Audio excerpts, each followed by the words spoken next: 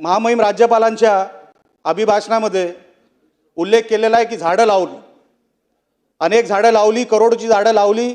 आता पुढचा टार्गेट 10 करोड झाडांचा आहे लावण्याचा. अध्यक्ष महोदय, मी ज्या सिंधुदुर्ग जिल्ह्यातून कुडाळ मालवण ज्या मतदारसंघातून येतो, सर्वात जास्त ग्रीन कव्हर कुठे असेल तर ते माझ्या मतदारसंघात आहे किंवा माझ्या जिल्ह्यात आहे. सर्वात जास्त ग्रीन कव्हर म्हणतोय मी. सर्वात जास्त ग्रीन कव्हर माझ्याकडे असून सुद्धा सर्वात जास्त लाकूड तोड हे माझ्याच जिल्ह्यात होते, बाजूच्या रत्नागिरी जिल्ह्यात होते. जर आपण झाडं लावायचं बोलतोय तर वन विभागाने याच्यावरती उत्तर दिलं पाहिजे. ह्या निमित्ताने नाही, त्यांच्या इतर कुठल्या तरी आयुध्यामध्ये. वन विभाग नेमकं आमच्या सिंधुदुर्ग जिल्ह्यात असेल किंवा बाजूच्या जिल्ह्यात कोकणामध्ये असेल किंवा उर्वरित महाराष्ट्रामध्ये असेल, नेमकं करतंय का हे आमच्यासमोर आता साहेब प्रश्न पडलेला आहे.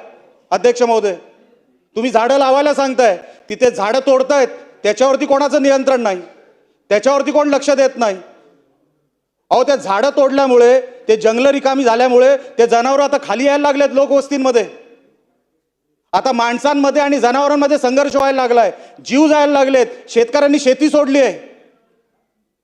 तुम्ही आताही कोकणाच्या कुठल्याही शेतकऱ्याला जाऊन विचारा, काय रे बाबा शेती करशील का? नको बाबा, आम्हाला ते नको, पहिला जनावरांना सांभाळा. आम्ही DFOला विचारतो. अध्यक्ष महोदय, अहो DFO साहेब, तुम्ही काय करणार आहात? ते जंगल तोडल्यामुळे ते सगळे जनावर खाली येत आहेत, काय उपाययोजना आहे तुमच्याकडे? अध्यक्ष महोदय, एकतर ते जे काही DFO भरले गेलेत ते सगळे अमराठी आहेत. आमच्याकडे अध्यक्ष महोदय मालवणी बोलली जाते तळ कोकणामध्ये. आमचा मालवणी माणूस, ग्रामीण भागामध्ये राहणारा माणूस फोन करून त्या DFOला काय बोलणार आहे? साहेब, रेड्डी अय्यर आहेत तिकडे DFO म्हणून. 3 वर्षापासून रेड्डी होते, आता कोणतरी अय्यर आले. माझा कुठल्याही भाषेवरती काही आक्षेप नाहीये किंवा कोण कुठल्या राज्यामधून आला त्याच्याबद्दल आक्षेप नाहीये. पण साहेब, आमचा इकडचा मालवणी माणूस जर त्याला तक्रार करायची असेल, गवरेडा घुसला आमच्या शेतात, ह्याच्याबद्दल जर तक्रार करायची असेल, ती भाषा कळणार आहे का त्या तिकडे DFOला? अहो, तक्रारी देऊन सुद्धा त्याच्यावरती काय उपाययोजना होत नाही. अध्यक्ष महोदय, किती तक्रारी करायच्या? वन खात्याचा, खरोखरच वन खात्याचा टांगा पलटी झालाय असं मला आता जाणवायला लागलेलं आहे. कोणाचं कोणावर नियंत्रण राहिलेलं नाही.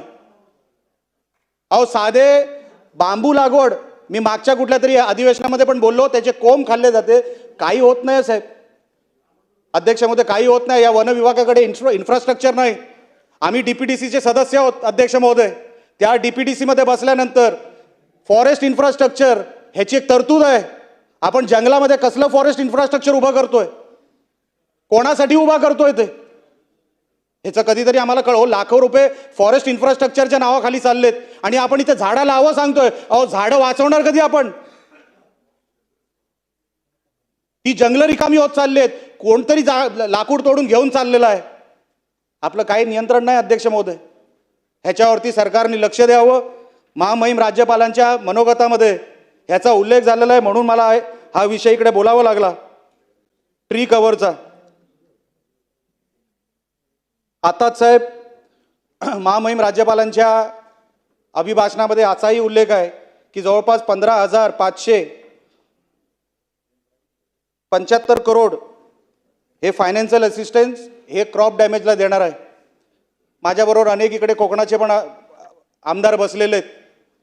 साहेब, अजून पंचनामे सुद्धा साधे झालेले नाहीत. ते पंचनामे करण्यासाठी अध्यक्ष महोदय, किमान इकडे कोण जे काय मंत्री महोदय असतील त्यांनी पंचनामे सुरुवात करायला तरी आता निर्देश खाली द्यावे, कलेक्टरांकडे द्यावे आणि इतर. हो साहेब, साहेब बोलू की नको बोलू?